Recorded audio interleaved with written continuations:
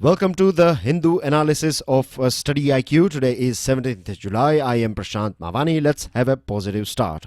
Knowledge will give you power, but character, respect, has been said by Bruce Lee. Important articles that we have on our table today. The first one is about overdue correction. What is going on with the Companies Act? What are some of these issues associated with it? We'll go through it in detail. This one is about football fever. If you are a big football fan, help yourself with it, or else it's totally fine. Then we have this dark clouds over RTI, one of the most important article that we find in today's The Hindu. We'll analyze this article in detail. This one is about Pakistan, anti-Nawaz Sharif game that is going on in Pakistan. We have talked about issues that are going on in Pakistan, this upcoming election, whether it is going to be, or can we term it as a free and fair election. Of course, we all know the answer. The answer is a big no. It's a very easy read article. As we have talked many things about this article, I'm not going to repeat all those things which are basically repeated here in this article. And then we have this fix the problem or fix the pothole problem. Very important article. Some of the views that are given in this article, I don't agree with it because I have some logical counterpoints. I will share all those points with you guys when we talk about this pothole problems. It's a very big problem. Don't underestimate this pothole problem that is going on in our country. Tipping rightward, it is about Supreme Court judge or the selection process of Supreme Court judge in USA, and this is called Supreme Court of the US, SCOTUS.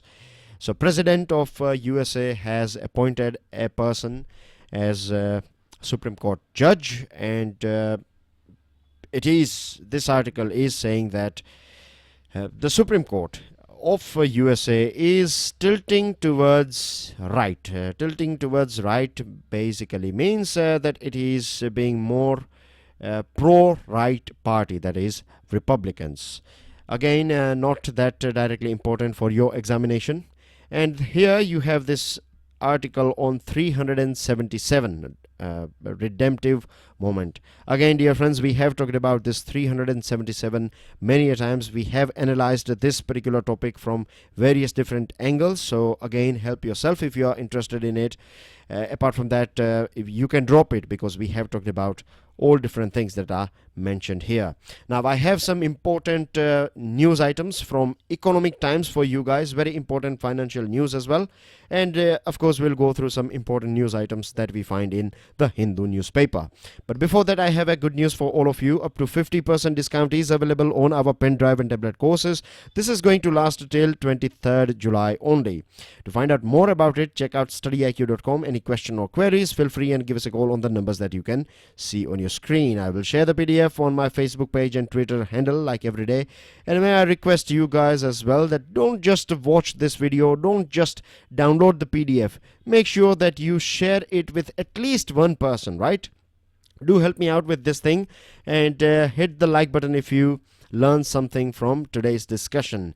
One more good news is that StudyIQ, we have touched 3 million subscribers, and thank you very, very much for sharing the items that we share with you guys, for passing this good mouth of word and trusting us, and trust me that your support, your likes, your positive feedbacks works as a fuel for all our faculties, and of course for me as well. First of all, let us start with the spirit of RTI law. What is the spirit of RTI law? The spirit is to get rid of or to replace this prevailing culture of secrecy, right? Secrecy that was going on for a very long period of time throughout the history of our country. Check out medieval era, how kings used to take decisions, we don't know anything about it. How Britishers used to take decisions, again we don't know anything about it. Right, I'm not talking about the process, this legislative assembly and parliament and all these things. I'm talking about this minute details, how decisions are taken, and what is the result of things, and etc. So all these things were behind this curtain of secrecy, but RTI came in and RTI destroyed this culture of secrecy. Of course, there are many things that needs to be improved on this front as well. It is a sort of process rather than a destination. But the sad thing is that government has decided that it is going to amend some items associated with this Right to Information Act of 2005. I still remember the words of APJ Abdul Kalam. He was very excited when he was president of our country. The day when he was going to sign this RTI Act, he said that that day is one of the most important day in his life. When he signed this thing, he was aware about this power of right to information. See, you have this 4 ABCDs, right, of RTI. RTI Act helped transform the relationship between citizen and government. Earlier on, it was, of course, it is democracy, right? A citizen is the king, but then as well, you know that in our country, these people who are ruling us, they behave like they are the king. But with RTI, things changed for good. Dismantle illegitimate concentrations of power. This was done by RTI as well. Legitimize the demand of or demand for answers.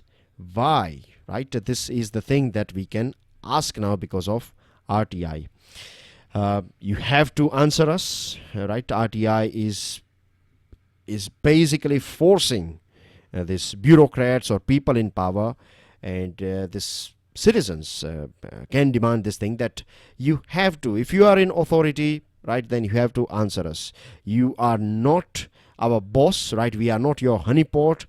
We are not your slaves, right? Whatever you do, you have to do it transparently. And all these things were introduced by RTI. So yes, it is right when we say that this culture of transparency has been introduced in our country with RTI, and you can understand this is a very important act as well. Now, without informing public, if government is talking about amending or making some changes in RTI, then this is a big red flag for us, because like you can say this electoral bonds, when this electoral bonds were introduced, or when government talked about this electoral bonds, it termed it as a very progressive thing, isn't it? But now we have special video lectures available on our YouTube channel. Do check it out. We have talked about this electoral bonds as well and issues associated with electoral bonds. Same thing is going to happen with this thing. Government is going to say that this is going to be a progressive measures that it is going to take as far as this RTI is concerned, but in reality RTI may be diluted, because if you are not consulting with public, because this is not just a law now, this is part of our culture, right? It is turning this whole situation upside down. Earlier on, these people in authorities, they used to be, you know, very stubborn, as well as they used to say that cannot give you answer of that thing, but now you can write down an RTI application and you can get that answer. The other thing is public servants are not happy about this RTI, of course, because accountability is something that is imposed by RTI, and because public servants are not happy about it, this thing has always been, right, this being unhappy with this RTI has worked as a threat for RTI itself. We have seen many important, you can say, protests as far as transparency is concerned, as far as this corruption is concerned. The sad thing that we find is that norms of transparency and this consultation has been avoided by this government. Look at what's going on with Lokpal, right? With other laws, when it comes to appointing CBI chief, you are ready to take on board this leader of largest party in opposition. But when it comes to Lokpal, For a very long period of time, you are saying that we don't have any leader of opposition. That is the reason why we are not going ahead with Lokpal. Supreme Court has said many a times, and it has warned this central government then as well. Central government is not paying any heed to Lokpal, and this is not just about BJP. All parties are same when it comes to Lokpal, when it comes to Whistleblowers Act, when it comes to grievance redress law, when it comes to bringing political parties under this RTI Act, right? They all become one. All of a sudden, they become blood brothers. So this is a problem with our politicians and, of course, people in authority.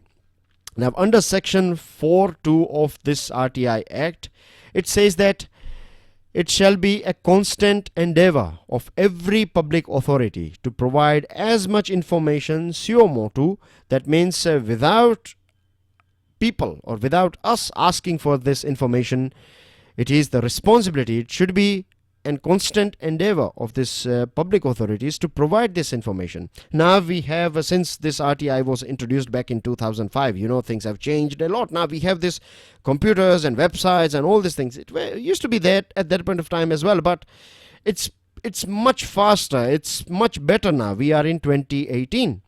So what needs to be done is that everything should be on website, right? Whatever, say, a decision pertaining to your RTO, it should be there on its website. Most of the time we do find it, but all these minute details should be there on its website as well. But again, this sort of proactive culture is missing here, and what we find here is that the government is many a times introducing many amendments and many bills by terming them as money bills. We have seen this thing with Aadhaar, and by doing this, it is kicking out or keeping this opposition view at bay, which is of course not healthy for our democracy. So what we need is we need to stand up, right? We have to demand this thing, because in democracy it's not always necessary that things are provided or will be provided to us easily. A thing like RTI is worth a fight, right? We need to protest in whatever ways we can. Of course it should not be violent, but we need to change this thing. We cannot allow government to be, to have this upper hand and remove this culture of transparency. At the same time, Whistleblowers Act is important, which is again ignored for a very long period of time. 70 citizens have been killed in the name of, because they were whistleblowers, they were killed, and nothing has been done about it yet. This is a very sad scenario. Overdue correction. This one is about Corporate Affairs Ministry's decision to appoint a 10-member committee, and the head is going to be the gentleman that you can see on your screen. Let me show you his picture. This person, his name is Uday Kotak. He's a very famous banker of our country. And basically this 10-member committee, in next 30 days, they are going to see if they can decriminalize some of the provisions that we find in Companies Act of 2013. For a very long period of time, you can see that there were no major changes with this Companies Act 2013, or you can say this Companies Act. It was introduced in 1956, and since then, the first big, you can say, change that took place with this Companies Act was in 2013. And now we are going to, or this committee is going to look into making it a bit more friendly, making it a bit more simple, rule-based. And one thing that is very important, it should be, or this committee should come out with provisions that will get rid of all these discretions, right? This power, discretion that these authorities or people, officials, they do have. Do you know some strange clauses that we have in this 2013 law? If you have made some grammatical errors with your some important documents, as if you are a company, and if there are some grammatical mistakes or spelling mistakes, then as well you can be jailed. These directors and important managers can be jailed, or they can be penalized. So this is not healthy, of course, and you can understand in a country like India have this discretionary powers will be exploited by these authorities. They will be asking for money and other things and all these things. So this is not helpful for ease of doing business culture or promoting ease of doing business. I hope things are clear to you. The other thing is, at present, this act imposes stiff penalties and in some cases prison terms as well for directors and key management personnel for some minor mistakes, apart from this grammatical errors and other things. So these things should be deleted as well from this provision. There is also a discussion which is not mentioned in this Hindu editorial, but I would like to talk about it, which is of course associated with this Companies Act, a thing called consent mechanism. Now this consent mechanism is predominantly out of court process. If you have some problems, right, two parties having problems, one party is a company and the other party is, it could be either a company or an individual or a firm, etc. So if they have any problem between them, then they can settle out or they can sort out their problem outside the court. And this is something that has been very successful in USA. Of course, a legal backing should be provided. We need to have some rules and regulations as well for this out-of-court settlements, but this is the need of the hour. The biggest benefit of this out-of-court settlement is that this, excessive, you can say, burden on this legal proceedings, as well as excessive burden of legal proceedings, time, expenses, as well as courts are filled up with this sort of cases. So they will get a sort of relief, and courts can focus on important cases only. All those offenses and big cases, genuine cases, can get greater attention of courts if we introduce this consent mechanism. And that's it. These are the things that should be introduced in this amendment or up-to-date Companies Act 2013. This committee is also going to look into this recategorization of some of these acts. Rather than giving imprisonment, it will also look into things like putting some civil liabilities, or rather than throwing leaders or this managers behind the bars, the best option is to penalize them, to impose a fine, and this fine can be used for betterment of our country. So this is it, right? Moving on, fix the pothole problem. Very important topic. The reason why it is important is back in 2016, every single day, 6 people in our country, they used to die because of potholes. Can you believe this thing? And if I give you latest figures that we have, 2018, if you are following my press information bureau analysis on regular basis, let me tell you, if you don't know anything about it, then you get 2 lectures, right, on regular basis. One is in English and the other one is in Hindi. One special topic is given to you on regular basis, and we cover PIB, basically Press Information Bureau is government's desk. So ministries, right, important news associated with various different ministries are covered, and a special topic on regular basis is discussed as well in PIB. On 14th of July, I talked about this potholes, and look at here, you find this problem in our 17th July's The Hindu. Now let me take you through this 2017's figures. Beg your pardon, I said that 2018's figure. We have got figures from 2017, but we are discussing here in 2018, of course. So in 2017, this number has gone up. It was 6 lives every day. At present, it is 10 lives per day. Can you believe this thing? There could be many different reasons behind it. More vehicles, more migration of people, right? More vehicles all across the board, in city area, in village area, in town area. So this could be one of the reason. The other side is lack of accountability, corruption, lackadaisical attitude of these people who are supposed to look after our roads, including both municipalities as well as road authorities. So 10 lives every day, and if you multiply it by 365, then you get somewhere around 3,597 lives every year. Every year, these are number of fatalities. What about people who are getting disabled because of these potholes? We don't have any fixed figures. Here we have a rough figure of people who lost their lives between 2013 and 16, 11,836, roughly speaking 12,000. A number of people injured or disabled, 36, or you can say 36 or 37,000 people approximately. Some of the states are getting worst and worst. You see here 2016 UP was 714, in 2017 it is 987. Maharashtra 329 people lost their lives, right? This is per year. In Maharashtra 2016, nearly double in 2017. Gujarat, considered as a very good industrial state, a sort of well-to-do state, figures are very bad, very rough coming from Gujarat.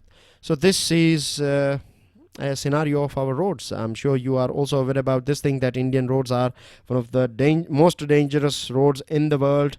We have 1.5 lakh people dying because of accidents in our country. 5 lakh people, 1.5 lakh dying, 5 lakh people getting disabled every year because of road accidents. And the irony of the situation is that rather than booking those people who are contractors and engineers, right, who are not doing their maintenance duty very well, they are not using inferior quality of items and other things in road constructions, rather than booking them, most of the time, if you go through police reports, we find that it is said that it is this negligence of motorcycle riders or other people. Because of their negligence, they have died. This is a sad thing. I do believe that there are many people out there, they don't wear seat belts, they don't wear helmets while riding motorcycles or two-wheelers. They need to change this. They need to improve this thing. This is something, because it's 50-50, right? 50% is authorities and 50% is people as well.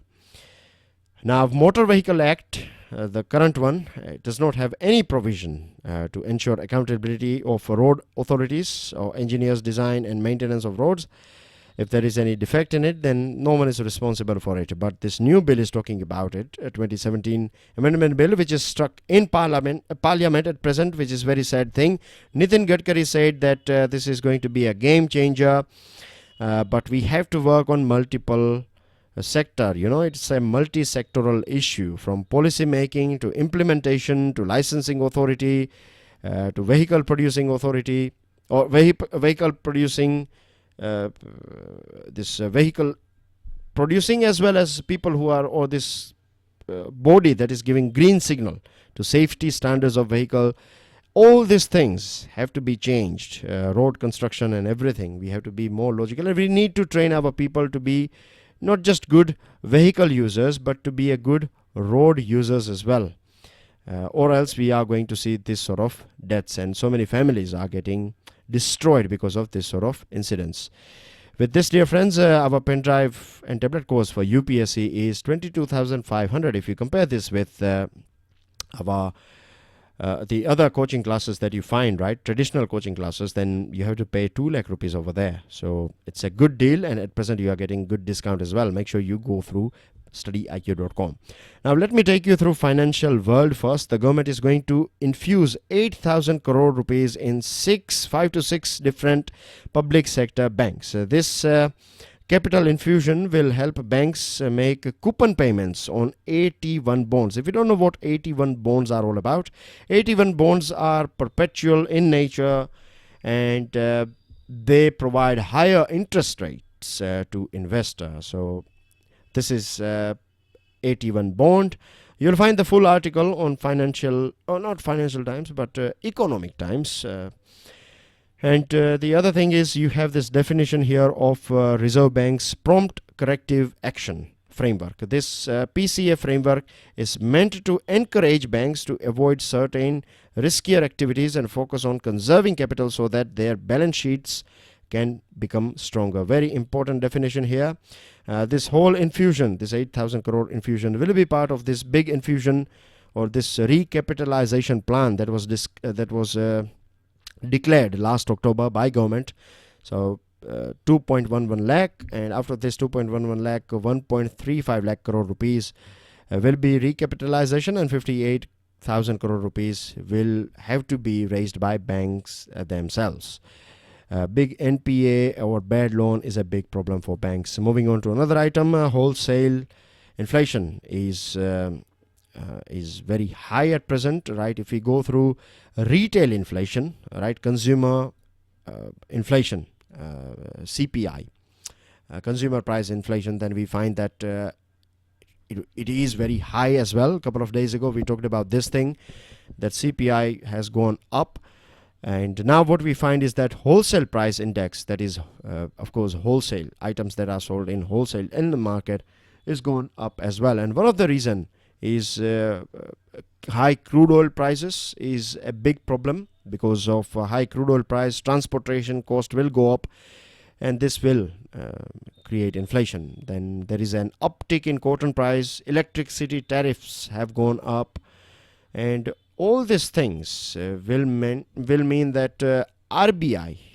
will not be able to cut down interest rate.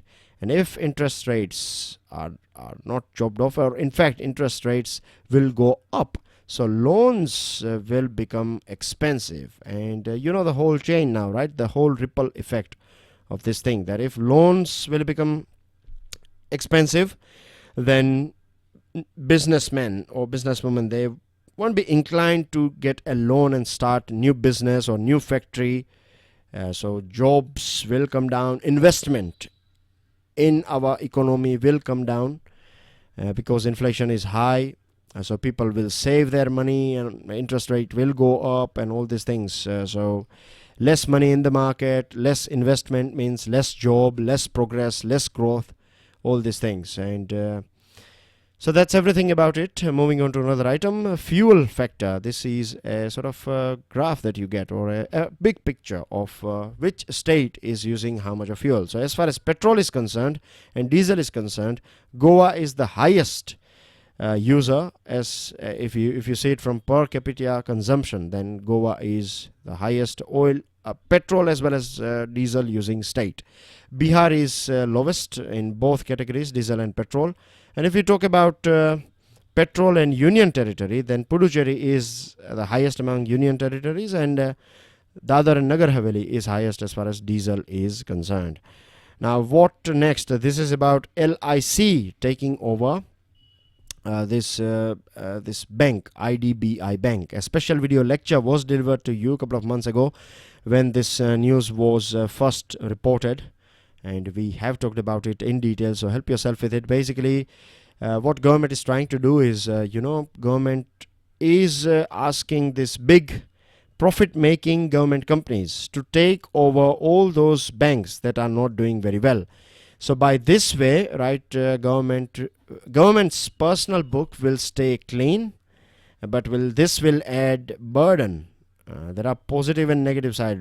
This will keep government's book clean, and the negative side is it will be extra burden for LIC when it is taking over this unhealthy IDBI bank.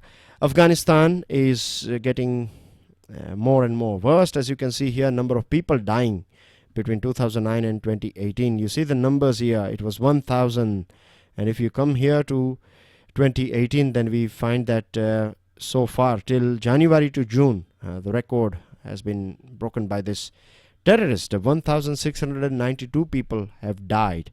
Dear friends, one item that I've completely forgot to talk about, right, this pothole problem that I said that it is very dangerous. The reason is, if you calculate all those people, all those lives that we lose because of Naxalism and terrorist attacks, and this includes civilians, this includes army personnel, this includes this terrorists and Naxals. The total is 803 per year, but here you can see it is 3,597. This was a point that I missed because of other things that we discussed. And then we have this important news. Mr. Trump and Mr. Putin, they had a historic meeting between them, and you can see here Mr. Trump has said that he is not that much doubtful on Mr. Putin. Here I have a timeline for you guys. Help yourself with it, right? You can see many important meetings between these two important leaders. Or you can say this, when I said these two important leaders, I'm talking about USA as a country and Russia as a country. Both of them have biggest arsenal of arms. Now, fast-tracking approvals of granting permission to minorities coming from Pakistan, Afghanistan and Bangladesh. New rules are out, and if state does not reply within 21 days, the application will be deemed to be cleared, and all this will make a fast, this whole process of minorities coming here fast. Minorities of Afghanistan, Pakistan and Bangladesh. India and Iran together have said that we are going to maintain trade levels. We are not going to pay any heed to this US force to cut down this oil imports from Iran. And again, it's too early to talk about it. We have to wait and watch. And let's see, IMF has said that forecast India is going to be healthy as far as growth is concerned, but it has reduced, right? This 2018's project or projection to 0.1 and 2019's to 0.3 by 0.3, and that's everything, dear friends. Make sure you check out StudyIQ.com and do share this lecture with other people. Enjoy your day. Jai Hind.